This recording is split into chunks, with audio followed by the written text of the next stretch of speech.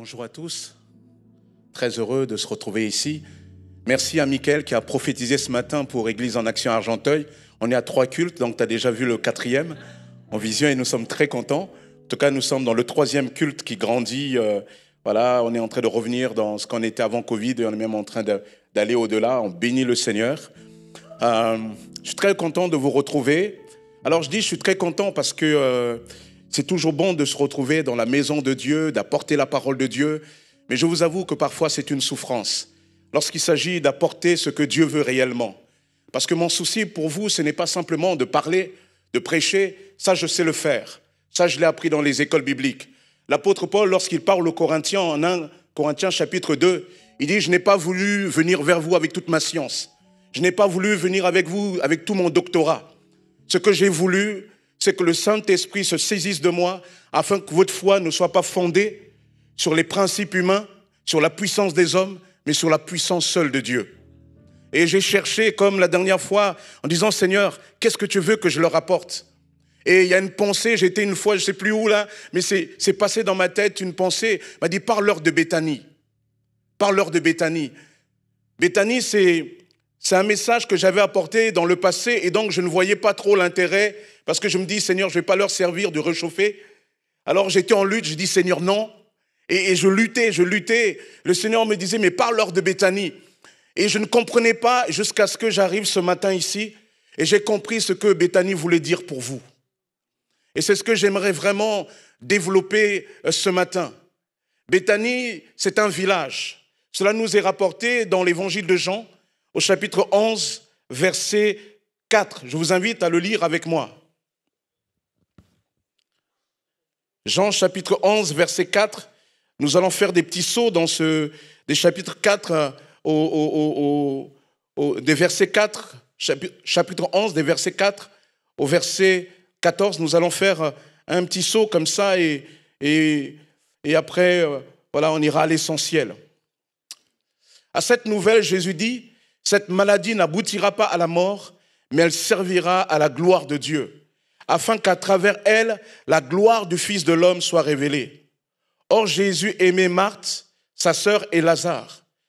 Quand il lui apprit que Lazare était malade, il resta encore 2 jours à l'endroit où il était.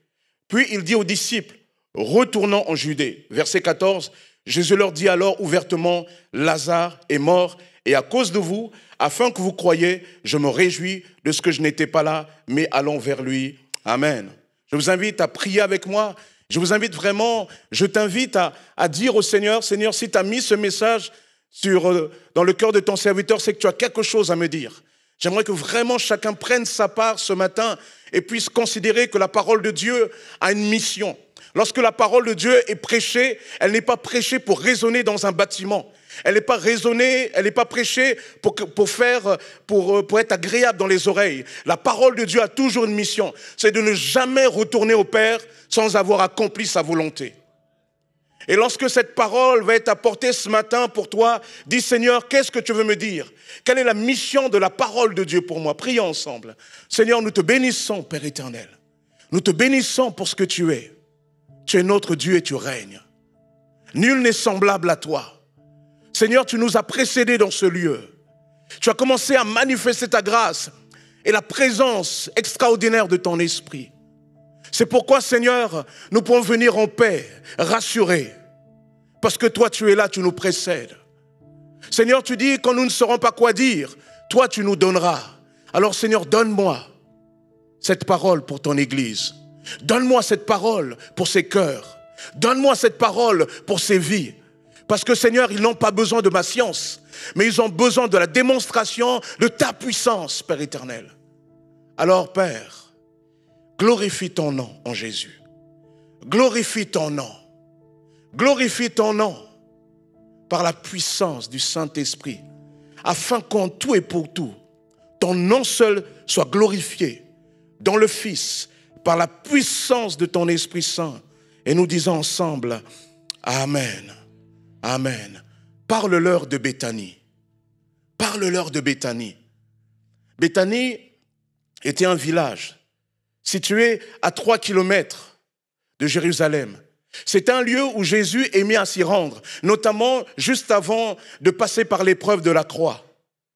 Béthanie, c'est le village de Lazare, frère de Marthe et Marie.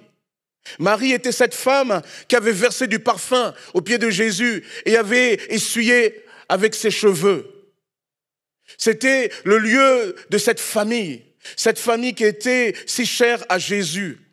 Mais ce qui était remarquable à Béthanie, c'est que c'est le lieu où il y a eu l'un des plus grands miracles de toute l'histoire du Nouveau Testament, la résurrection de Lazare.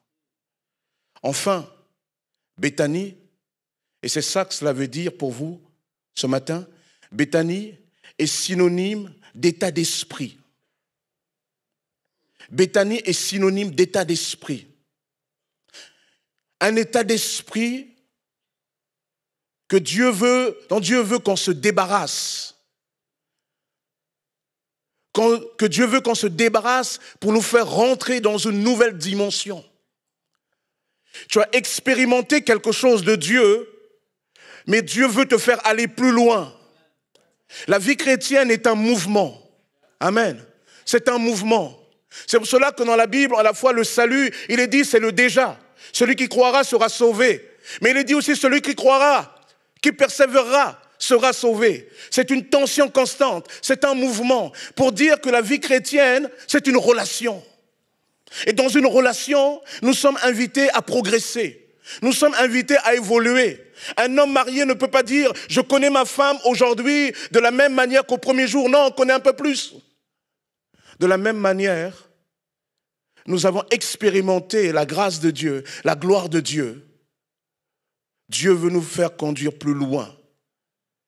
Béthanie, c'est un état d'esprit, et c'est cet état d'esprit dont étaient prisonnières les sœurs de Lazare, Marthe et Marie. Voilà pourquoi Béthanie est le théâtre d'une des plus extraordinaires manifestations de la puissance de Dieu, la résurrection de Lazare. C'est le lieu où Jésus nous livre une clé, un secret pour entrer dans une nouvelle dimension de gloire.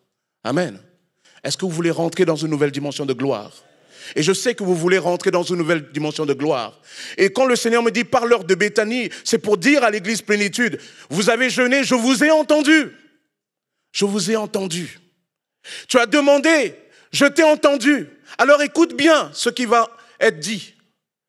Béthanie, c'est la clé. Donc Béthanie, c'est plus qu'un miracle qui se passe là-bas. Mais c'est le lieu d'un puissant enseignement de Jésus, en fait. Cet enseignement, c'est d'abord les sœurs de Lazare qui devaient le recevoir. Et qu'est-ce qu'elles devaient recevoir?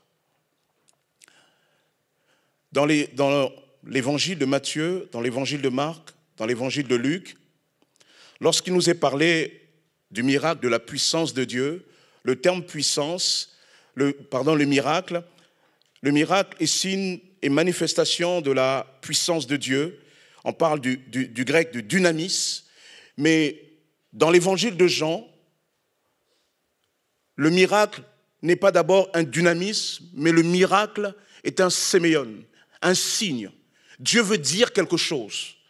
La résurrection de Lazare n'est pas simplement une démonstration de la puissance de Dieu pour guérir, pour restaurer, pour ressusciter, mais la résurrection de Lazare est un langage et quelque chose que Dieu veut dire.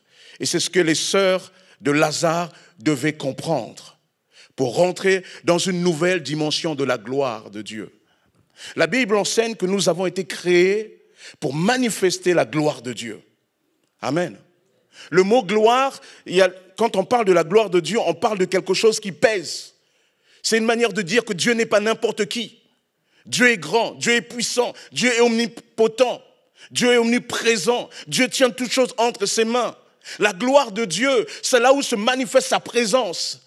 La gloire de Dieu, c'est que lorsque Dieu manifeste sa présence, il y a des restaurations, il y a des bouleversements, il y a des guérisons, il y a des manifestations de quelque chose de différent que lorsqu'il n'y avait rien. Dieu nous a créés pour célébrer sa gloire. En lui, Dieu nous a élus avant la fondation du monde, pour que nous soyons saints et sans défaut devant lui. Dans son amour, il nous a prédestinés par Jésus-Christ à être adoptés selon le dessein bienveillant de sa volonté pour célébrer la gloire de sa grâce qu'il nous a accordée en son bien-aimé. Éphésiens 1. Nous avons été sauvés pour célébrer la gloire de sa grâce. Le but de notre vie est de manifester la gloire de Dieu. Psaume 19 dit, les cieux racontent la gloire de Dieu. Dieu veut manifester sa gloire dans notre vie. Vous savez, tout a pour objectif de manifester la gloire de Dieu. Même la prière est une manifestation de la gloire de Dieu. Il y a des choses que Dieu fait sans la prière, mais Dieu même au travers de la prière te rend participant de sa gloire. C'est pour cela que dans le Notre Père, il est dit à la fin, car c'est à toi qu'appartiennent le règne, la gloire et la puissance. Quand il est dit, voici comment vous devez prier, notre Père qui es aux cieux, que ton nom soit sanctifié, que ton règne vienne, que ta volonté soit faite. Le but de tout ça, c'est car c'est à toi qu'appartient le règne, la gloire et la puissance. Tu sais la clé pourquoi lorsque tu pries, Dieu veut t'exaucer? Parce qu'il n'est pas question de toi. Il est question de sa gloire. Et la Bible dit que Dieu donne sa gloire à personne d'autre. Elle lui appartient. Donc lorsque tu pries, tu peux être sûr, lorsque tu pries conformément à l'écriture, connecté à Dieu, inspiré par l'Esprit, Dieu va répondre. Pourquoi? Parce qu'il est question de défendre sa gloire. Ce qui fait que lorsque l'Église prie, l'Église ne doit pas se sentir seule. Parce que Dieu veut défendre son honneur. Amen. Tu as été sauvé pour manifester la gloire de Dieu. Lorsque vient l'adversité, n'aie pas peur parce que tu n'es pas seul. Parce qu'il est un principe, il va de l'honneur de Dieu, qu'à travers toi, sa gloire soit manifestée. Que son nom ne soit pas moqué. Amen. Dieu veut manifester sa gloire à travers toi. Mais sauf qu'il y a des fois, lorsque Dieu veut manifester sa gloire à travers nous, il passe parfois par des chemins pas toujours évidents. C'est ce que Marthe et Marie vont expérimenter. Parce qu'en fait, l'histoire de la résurrection de Lazare, les principaux acteurs, actrices, ce n'est pas en fait Lazare, c'est Marthe et Marie. C'est à elles que Jésus veut dire quelque chose. Le texte biblique nous dit que Lazare, ami de Jésus, rarement on utilise cette expression pour parler des proches de Jésus, il était ami de Jésus, et un jour il va tomber malade. Marthe et Marie vont envoyer des émissaires pour aller voir Jésus. Ils vont lui dire, regarde, ton ami, celui que tu aimes, est malade. Et la Bible nous dit que lorsque Jésus a appris cela, il se précipita. Non, il ne se précipita pas. Il resta là encore 2 jours. Oh, ça c'est quel drôle d'ami ça. On vous dit que ton ami est malade, qu'est-ce que tu fais? Tu prends l'avion, tu prends le train, tu te précipites, n'est-ce pas? Mais il nous est dit que Jésus resta là encore 2 jours. Pourquoi? Parce que Jésus va expliquer que cette maladie n'a pas pour objectif de conduire Lazare à la mort, mais elle a pour objectif de manifester la gloire de Dieu. Alors Jésus va rester là. Et lorsque, quelque temps plus tard, 2 jours après, Jésus va se rendre à Béthanie, il nous est dit que quand il va arriver, entre-temps, Lazare était mort, il avait été porté en terre, et cela faisait 4 jours qu'il était mort. 4 jours qu'il était mort. Alors lorsqu'on vient dire à Marthe et Marie, sœurs de Lazare, que le Seigneur est là, la première Marthe se précipite vers Jésus, lui dit, Seigneur, si tu avais été ici, mon frère ne serait pas mort. Plus tard, c'est Marie qui va aussi à la rencontre de Jésus et qui lui dit, si tu avais été ici, mon frère ne serait pas mort. Parle-leur de Béthanie. Béthanie, c'est un état d'esprit. C'est un état d'esprit qui est exprimé ici par cette expression dans la bouche des 2 sœurs de Lazare. Seigneur, si tu avais été ici. Les sœurs de Lazare avaient espéré. Pour elles, elles savaient que Jésus était puissant. Elles avaient expérimenté la gloire de Dieu. Elles avaient vu Jésus guérir des malades. Elles avaient vu Jésus manifester une puissance comme jamais. Elles avaient entendu Jésus parler avec une telle autorité. Elles savaient que pendant que leur frère était malade, si Jésus venait, alors leur frère recouvrerait la vie, serait complètement guéri. Elle s'était imaginée comme Naaman le Syrien, qui était lépreux, qui lorsqu'on lui dit en Israël, il y a un homme de Dieu là-bas, Dieu manifeste sa puissance à travers lui, alors il va là-bas, il va en Israël avec toute sa cour. Il pensait comme ça qu'il allait impressionner l'homme de Dieu, qu'il allait l'acheter, qu'il allait le séduire. Il arrive avec toute sa cour. Et au lieu de voir l'homme de Dieu sortir, il voit juste son disciple qui vient. En plus, vraiment, ce disciple n'avait aucun sens. Ni Élisée, ni le serviteur Géasi n'avaient le sens du protocole. Il vient, il dit, mon maître a dit, va te jeter 7 fois dans le Jourdain et tu seras guéri. Naaman, quoi? Hey, oh. Il est là, il dit. Non mais vous imaginez le bonhomme, il est là assis, sur son cheval là, dans toute sa majesté, il a remporté des grandes victoires du roi assyrien Ben-Hadad, tout ça, et lui il se dit, bon voilà. Et on lui dit, va annoncer, alors il attend l'homme de Dieu, tout ça. Et il voit un bonhomme arriver. Mon maître dit, va te jeter 7 fois dans le Jourdain et tu seras guéri. Il n'ose même pas dire, oh, serviteur de Ben-Hadad, voici, le protocole, quoi. Il n'avait rien d'un Africain, cet homme-là. Franchement. Il vient, il lui dit, va te jeter 7 fois. Et en plus, il lui dit d'aller se jeter dans un fleuve qui n'est pas de la meilleure qualité. L'eau n'est pas très claire, quoi. C'est comme en France, si vous allez vous baigner dans la Seine. Ça vous risque et péril. Et donc, quand tu sors de là, il est fâché. Il dit, non, mais moi, je croyais que l'homme de Dieu allait descendre de telle et telle manière. Il allait faire ceci, il allait faire cela. Peut-être qu'il allait descendre. Oh, Ben-Hadad, viens, serviteur de l'Éternel, pose l'or et l'argent ici. Évidemment, pose-toi là. Oui, que puis-je faire pour toi? Ah oui, Dieu m'a montré que je vais te guérir. Il s'attendait à du protocole, il s'attendait à de la scène quand même, quoi. Et là, cet homme-là, il lui envoie un petit bonhomme qui lui dit 7 fois dans le Jourdain. Il reprend et dit, ah, c'est pas possible. Ben-Hadad, il a fait comme tout être humain. J'ai encore un peu de dignité, moi. Je suis malade, mais je ne suis pas malade là. Moi, j'ai un peu de la fierté. Comme les jeunes de banlieue en région parisienne, il a dû se dire, yo, moi, je suis fier, moi. Il ne peut pas me parler comme ça.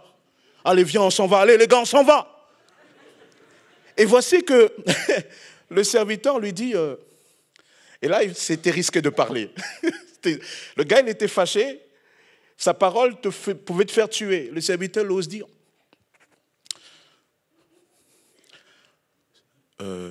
oh Seigneur, si le serviteur de Dieu, ce qu'il te demande, c'est compliqué. Si tu avais demandé de faire un saut à l'élastique, tu l'aurais fait. Là, il te dit juste, va dans le Jourdain, 7 fois, et tu seras guéri. J'imagine, Naaman, il était en train d'écouter là. Après, ça commence à dire, quand même, je suis venu de loin. C'est vrai qu'il n'a pas fait comme il fait, mais on m'a quand même parlé de sa puissance, etc. Bon. Où est le Jourdain? 3e virage à gauche. Alors elle y va. Et elle arrive dans le Jourdain. Ouais, l'eau n'est pas formidable, hein. Mais bon. Et là, il rentre dans le Jourdain. Une fois.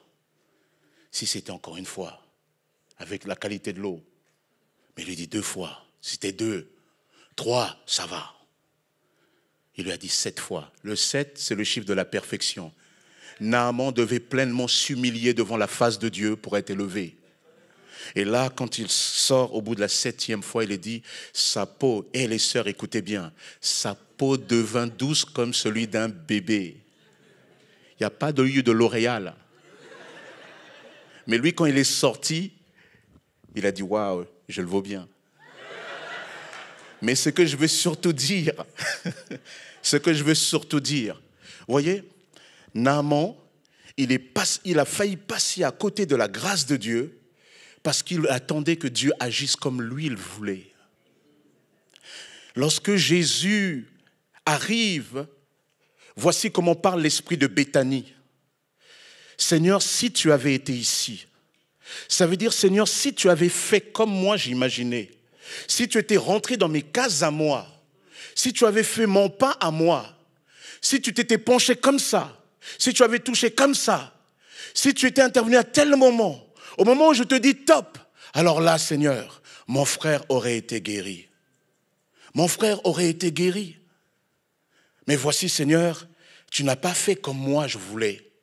Alors, les gens qui sont animés par l'esprit de Béthanie, parce que Dieu n'a pas fait comme il voulait, alors les sœurs de Lazare étaient complètement dans les larmes, même quand elles voient Jésus. Elles étaient dans la tristesse, même quand elles voient Jésus. Pourquoi? Parce que pour elles, l'esprit de Béthanie faisait que, pour elles, Jésus ne pouvait agir qu'à Béthanie et à un moment donné. Là, elles étaient en train de circonscrire la puissance de Dieu à un lieu et à une manière de faire. À un lieu, à une manière de faire, à un temps. Voilà pourquoi, souvent, lorsque nous demandons à Dieu, Dieu tarde, c'est pas qu'il ne veut pas. Mais c'est que souvent nous sommes animés de l'esprit de Béthanie.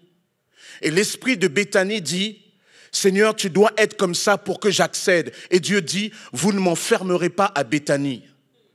Et Jésus va refuser de venir dans leur temps à eux.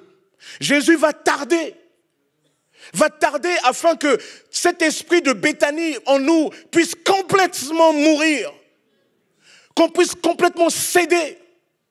Et lorsque elles vont céder, elles vont venir, elles vont voir que l'esprit de Béthanie a perdu sa puissance parce que Lazare était mort. Alors c'est là que Jésus dit, je suis la résurrection et la vie. L'esprit de Béthanie, c'est notre aptitude, notre tendance à enfermer Dieu dans une case, dans une manière de faire, dans une manière d'être, dans une manière de dire, dans un temps donné. Et parfois, si au début, Dieu fait preuve de souplesse dans le début de notre vie chrétienne, mais il y a un moment donné, Dieu dit, la gloire de Dieu, tu l'as vu à Béthanie, mais je ne suis pas qu'à Béthanie. Ma gloire est bien au-delà. Et c'est pour cela que l'histoire de Lazare est un enseignement, parce que lorsque les sœurs de Lazare sont complètement débordées, elles sont complètement désespérées, c'est là que Jésus vient. C'est plus qu'une guérison. Jésus tarde à venir parce qu'elles ont besoin de comprendre qu'on ne peut pas l'enfermer. Amen. Combien parfois nous sommes déçus parce que nous sommes animés de l'esprit de Béthanie? L'esprit de Béthanie dit, Seigneur, je ne peux être qu'heureux si tu viens me guérir à Béthanie, là, dans mon Béthanie à moi. Par exemple, vous êtes imaginé que votre bonheur ne peut être que si vous êtes marié. Si je ne suis pas marié, Seigneur, alors je ne peux pas complètement être heureux. Alors bien sûr, on t'enseigne et on te dit, mais le plus important, c'est le Seigneur. Tu dis oui, oui, oui, mais quand même. Mais quand même. Et pendant que toi tu es là, quand on est en train de chanter là, quand il descend, l'atmosphère change, il y a un transfert. Et là tu regardes quand même, Seigneur, est-ce que c'est lui? Est-ce que c'est elle? Parce que pour toi, vous voyez ce que je veux dire? C'est que Dieu ne peut être que là. Mon bonheur, oui, Seigneur, je sais que tu vas me bénir, mais tu vas me bénir comme moi, je l'imagine. Et Dieu dit non. Dieu dit non. Dieu dit non. Ta manière de voir m'enferme. Ta manière de voir m'empêche d'agir. Tout à l'heure, il a été question de miracles, de guérisons que Dieu opère. Et parfois, nous avons du mal à rentrer dans la guérison de Dieu parce que nous l'attendons d'une certaine manière. Peut-être que toi, tu es venu comme Marthe et Marie. Lorsque Jésus vient, s'approche de Marthe, il lui dit, ton frère va ressusciter. Il dit, oui, je sais qu'il ressuscitera plus tard. Et Jésus dit, mais je suis la résurrection et la vie. Peut-être que toi, tu attends, Seigneur, tu me guériras dans quelques jours, dans quelques années. Et Dieu te dit, non, non, non, c'est maintenant. C'est maintenant. C'est maintenant. Tout à l'heure, on a parlé de guérison. Toi, tu te dis, mais Seigneur, est-ce que c'est vraiment mon instant? Il ne tient qu'à toi de croire pour voir la gloire de Dieu. Amen. Il ne tient qu'à toi de croire pour voir la gloire de Dieu. Parce que l'esprit de Béthanie, elle nous enferme trop. Elle réduit nos perspectives. Lorsqu'une église veut aller au loin, il faut qu'elle se libère de l'esprit de Béthanie. L'esprit de Béthanie, c'est abandonner tout entre les mains de Dieu. Abandonner notre manière de voir et de dire, Seigneur, montre-nous, toi, ta manière de voir. Amen.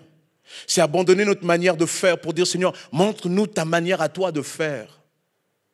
Amen. Oh. C'est comprendre que tout n'est pas fini. Tout n'est pas fini. C'est comprendre que nous avons encore tellement de choses à vivre. Sortir de l'esprit de Béthanie, c'est refuser de limiter Dieu. Amen. C'est comprendre que c'est Dieu qui doit maintenant conduire les choses. Parle-leur de Béthanie. Qu'est-ce que Béthanie pour toi? Qu'est-ce que Béthanie pour toi? Le Seigneur va chercher un petit Congolais de la région parisienne pour te dire à toi aujourd'hui, il faut que tu sortes de l'esprit de Béthanie. Parfois tu conditionnes, je n'ai pas encore agi parce que tu veux que je fasse de ta manière. Mais tu dois me laisser faire comme moi je veux. Tu dois me laisser faire comme moi j'ai imaginé. Tu dois me laisser faire. Mais parfois, parce que tu as du mal à laisser faire Dieu, alors il y a un moment donné, tu as ce sentiment que Dieu n'est pas là, que Dieu ne fait pas, alors que ce n'est pas vrai. Dieu ne change pas. Je vous ai dit la dernière fois que je suis venu l'année dernière que Dieu nous aime. Dieu vous aime. La Bible nous dit que Dieu nous a aimés d'un amour tellement puissant. Lui, il a offert pour nous son Fils unique, objet de toute son affection. Dieu veut te conduire dans une nouvelle dimension, de relation. C'est le challenge de tout chrétien. Dieu veut nous conduire plus loin. Amen. Dieu veut nous conduire plus loin. Mais le plus loin, nous l'imaginons à notre manière. Marthe et Marie étaient là, Seigneur, si tu avais été ici. Si tu étais venu à tel moment. Si tu avais fait comme ça. Comme Naaman, si tu avais fait comme ceci. Je pensais qu'il viendrait, il ferait comme cela. Et Naaman était fâché. Oh. Heureusement qu'il avait un serviteur qu'il aimait jusqu'à avoir le courage d'aller lui dire, mais si le serviteur de Dieu t'avait demandé quelque chose de compliqué, ne l'aurais-tu pas fait? Et Naaman va fléchir. Pour sortir de l'esprit de Béthanie, il faut fléchir. Il faut arrêter de s'enfermer dans notre vision et il faut commencer à regarder comme Dieu voit. Et pour regarder comme Dieu voit, c'est la parole de Dieu qui nous le montre. Il faut que tu te nourrisses de la parole de Dieu, pas de tes propres idées. Il faut que tu te nourrisses de la parole de Dieu. Il faut que tu vois que Dieu il nous dépasse. Dieu, wow, c'est puissant. Amen. Parce que si tu ne sors pas de Béthanie, alors tu ne comprendras jamais que Dieu veut te conduire dans une nouvelle dimension de choses. Amen. Il faut sortir de l'esprit de Béthanie. Pour toi, pour ta maladie. Je me dirais même pour cette maladie. Parce que j'aime pas trop les titres de propriété quand ça concerne les maladies. C'est ma maladie. C'est moi. Souvent, on est tellement dans la maladie qu'on se définit qu'à partir de la maladie. Et souvent, on dit, tu connais le frère? Ah oui, le frère qui est tout le temps là. Moi, je me souvenais quand j'étais plus jeune dans mon église. On avait une sœur là, oh là là, c'était terrible. Tout le temps. Elle était là dans la prière. Ah Seigneur! Ah Seigneur! Je dis, tu connais la tête? Ouais, celle qui se plaint tout le temps là. Souvent, on se définit trop à travers la maladie. Ah, ma maladie. Je me souvenais d'une sœur dépressive. Elle me disait ma dépression. C'est comme si c'était son petit toutou. Ah, tu sais, ma dépression. Oh, tu sais, cette dépression. Oh, tu sais, ma dépression. J'ai dit, mais tu... Et elle ajoutait en plus, tu sais, les médecins m'ont dit, je ne pourrai jamais en sortir. Tu sais, etc. Je lui ai dit, tu n'as pas le droit de dire ça. Tu n'as pas le droit de dire ça à cause de Jésus. Parce que les médecins, ils te disent ça d'après leur science. Et ils ont raison de raisonner comme ça d'après, au regard de leur connaissance. Mais quand tu regardes à Jésus, tu n'as pas le droit de dire « ma ». Tu n'as pas le droit de dire « jamais ». Tu n'as pas le droit. Tu n'as pas le droit. Parce que lorsque tu dis « ma » et « jamais je ne pourrai », tu es en train de trahir l'esprit de Jésus. Tu es en train de trahir l'esprit de la croix. L'esprit de la croix dit « tout est possible à celui qui croit ». Amen. Et j'ai commencé à dire à cette sœur, et je me souviens, à ce moment-là, il s'est passé quelque chose en elle. Et Dieu a commencé à la faire sortir de cette dépression-là. Arrête de dire « ma maladie ». Jette le titre de propriété et de dire « Seigneur, tu vois, on a voulu coller ça à ma destinée, mais Seigneur, je te donne le titre de propriété. C'est toi qui as le pouvoir sur ma santé, c'est toi qui as le pouvoir sur ma famille, c'est toi qui as le pouvoir sur tout, sur mon esprit, c'est toi qui as le pouvoir. » Il faut que tu sortes de Béthanie. Il faut que tu arrêtes de t'enfermer là-dedans. C'est important. Il faut sortir de Béthanie. Tout à l'heure, on a parlé de guérison. Et je crois réellement, quand j'étais assis là, quand le Seigneur m'a montré, il dit, mais c'est ça que je voulais que tu comprennes. Frères et sœurs, il y a des personnes ici, ce n'était pas simplement ce que Dena Moana disait, ce que Michael disait tout à l'heure, c'est que ce n'est pas simplement des paroles comme ça. Il y a des personnes là ce matin, Dieu te dit, aujourd'hui, c'est ton jour. Dieu te dit, aujourd'hui, c'est ton jour. Marthe a dit, je sais que tu le ressusciteras plus tard. Jésus dit, non, non, non, non. Celui qui restera plus tard, il est là. Et aujourd'hui, ton frère va ressusciter. Et lorsque Jésus arrive devant le tombeau, il lui dit, ôtez la pierre. Et la personne a été impressionnée par les sens. C'est-à-dire, oh Seigneur, à l'intérieur, il pue déjà. 4 jours, ça sent mauvais. Et la foi, ce n'est pas accéder à Dieu par nos 5 sens. La foi, c'est accéder à Dieu au-delà de nos 5 sens. C'est regarder à la parole de Dieu, à celui qui peut. Et Dieu te dit ce matin, c'est ton jour. C'est aujourd'hui. Dieu te le dit 3 fois. C'est pas plus tard. Et tu peux bénir le Seigneur. Dieu veut le faire aujourd'hui. Amen.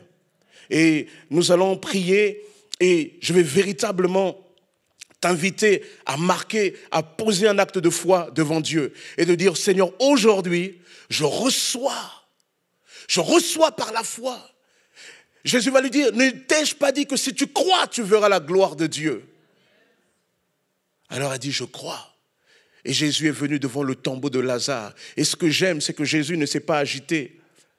Il est simplement venu devant le tombeau avec toute l'autorité. Il a dit, Lazare, sors. Bah, mon Dieu, j'aurais aimé avoir un caméscope à ce moment-là, l'iPhone, le dernier, là, avec tout le truc en détail. Waouh, je suis là. Vous imaginez, les gens sont là. Et il y avait des sceptiques, comme tout bon. S'il y avait des Africains dans la foule, vous dites, Les Africains ne disent pas non. Ils disent toujours, hein, c'est toujours des petits cris. Qu'est-ce qu'il dit là? Ils étaient là devant, ils devaient se dire, mais c'est pas possible, qu'est-ce qu'il raconte? Et il y avait des sceptiques, allez, ça y est. Alors là, il a jeté le truc, on va le foulard. Allez, là, ces œuvres vont être dénoncées parce qu'on n'a jamais vu ça. Là, enfin, le peuple va le lâcher. Et là, tout d'un coup, la lumière qui rentrait dans le tombeau a commencé à vaciller. Il y a comme une ombre qui a commencé à bouger. Aïe, aïe, aïe. Et l'homme qui était à la mort, lorsque Jésus a dit, Lazare, sors, la voix a pénétré le cosmos. La voix a pénétré le séjour des morts. Et l'autorité du Fils est manifestée. Et dans le séjour des morts, on a dit, non, lui, il faut le lâcher. Et à cet instant, l'âme, l'esprit, la vie est venue, boum, dans le corps. Alléluia.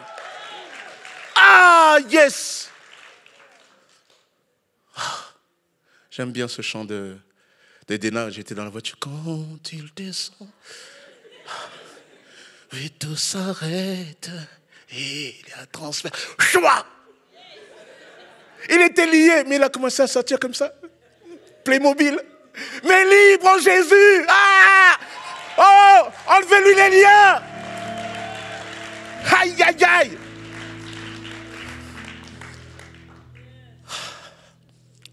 Ne t'ai-je pas dit que si tu crois, tu verras la gloire de Dieu? Ne te fie pas à tes sens. Si tu te fies à tes sens, tu sentiras l'odeur. L'odeur, c'est l'ancrage dans le nom de Dieu. Mais lorsque tu regardes à la parole, à la puissance de Dieu, alors l'encre, la chaîne qui te liait là, l'encre se brise, les chaînes de l'encre se brisent. Et là, il se passe quelque chose, ta grâce. La grâce de Dieu est libérée pour toi. Ce n'est pas demain, Dieu te dit. Aujourd'hui. Amen. Alors, je vous invite à prier. Nous allons vraiment rentrer dans ce temps de prière. J'aimerais vraiment faire un appel.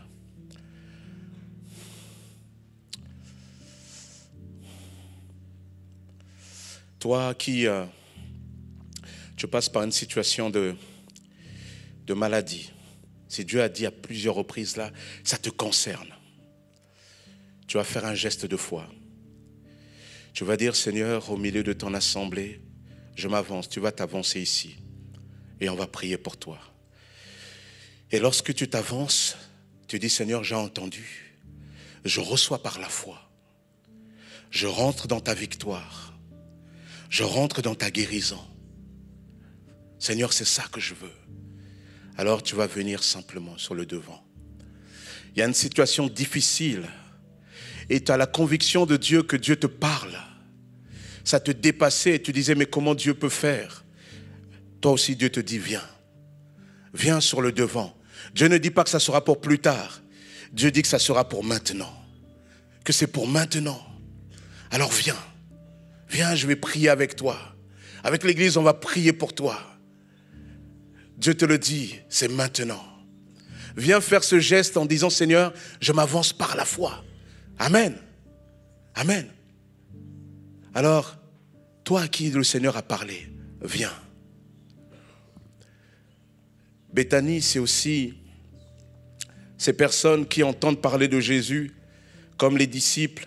Il dit, mais nous, on sent qu'il se passe quelque chose. Mais tu attends que Dieu agisse comme toi tu veux et Dieu te parle ce matin. Tu sens cela, que Dieu te parle ce matin. Et il te dit, maintenant, il faut que tu capitules. Il faut que tu me laisses prendre le contrôle réellement dans ta vie. Viens simplement, j'aimerais prier pour toi. J'aimerais véritablement que le Seigneur intervienne. Et la grâce et la puissance qui va descendre sur toi ne vient pas d'un homme.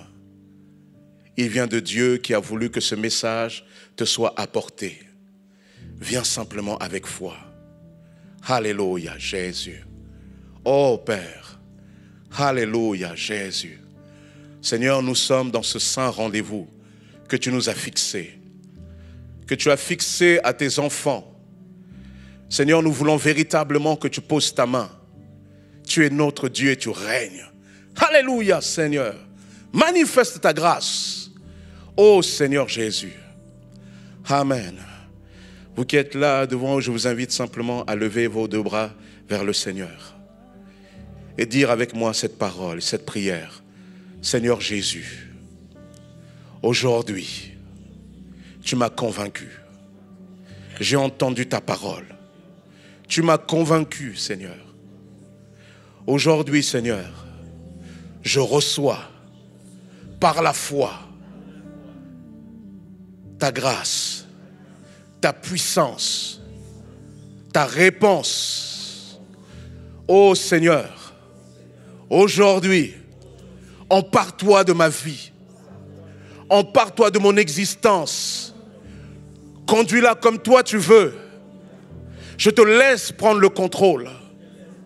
Prends le contrôle, Seigneur, car aujourd'hui, je reçois par la foi ta grâce. Je confesse ta visitation.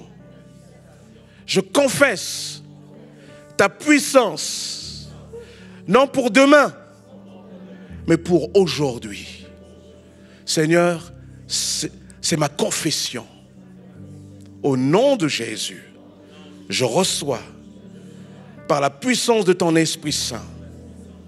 Alléluia, gardez les mains levées. Je prie pour vous. Seigneur, je te prie simplement, manifeste ta grâce. Regarde ces personnes qui sont là. Seigneur, tu leur as fixé un rendez-vous de visitation.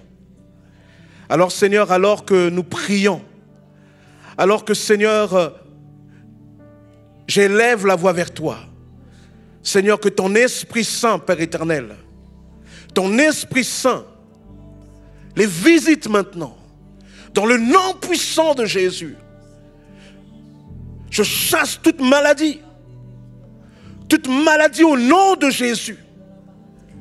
Oh, je chasse toute maladie de ce corps, dans le nom puissant de Jésus. Cette situation complexe, je brise cette complexité, je brise cette difficulté, dans le nom puissant de Jésus. Maintenant, Seigneur, interviens, Jésus. Oh, glorifie ton nom. Maintenant, Seigneur, visite, Père. Visite.